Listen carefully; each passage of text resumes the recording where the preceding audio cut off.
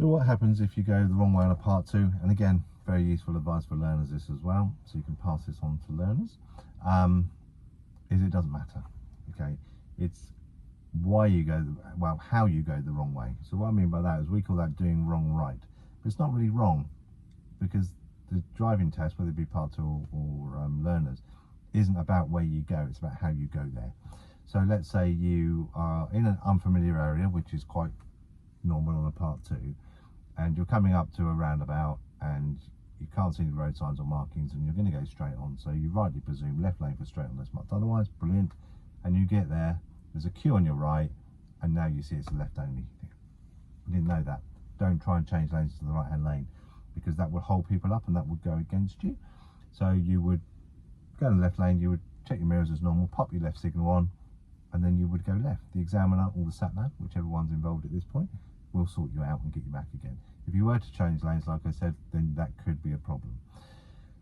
If you change lanes and you hold people up, that's going to be a problem. If you change lanes, let's say you're on the roundabout now, you've got on the roundabout, you're in the right lane, you're indicating right, and then you realise you should have been in the middle lane for straight on, let's say, you're now going right. You go where the lane that you're in goes. This is very important when it's gyro systems or multi-lane roundabouts. I'll make more videos on this, I'll video some.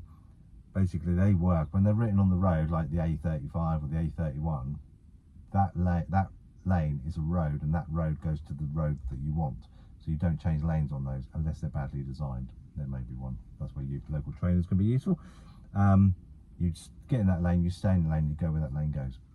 If you were to change lanes, it's not against the law to change lanes, not against the rules, but they really don't like it on part 2, because you're trying to now change lanes on a roundabout, and it's very difficult to do that because you can't necessarily see what's coming because of the bend and the angle of the glass and all the rest of it. So if you get in that lane that says A31 and then you realise, oh no, I should be going to the A34, you'll go into the A31 and the examiner will deal with it.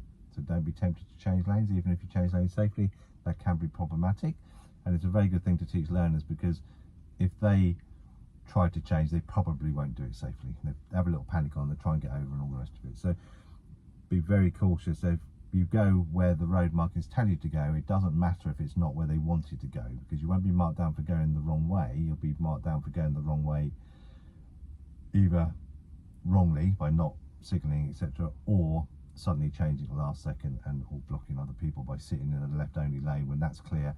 Right lane's busy and you're holding all traffic up to try and get across. I'm sure you've seen other people do that. So you go where the road goes. It doesn't matter one jot whether it's where they wanted to go. It's not a navigational test, it's irrelevant.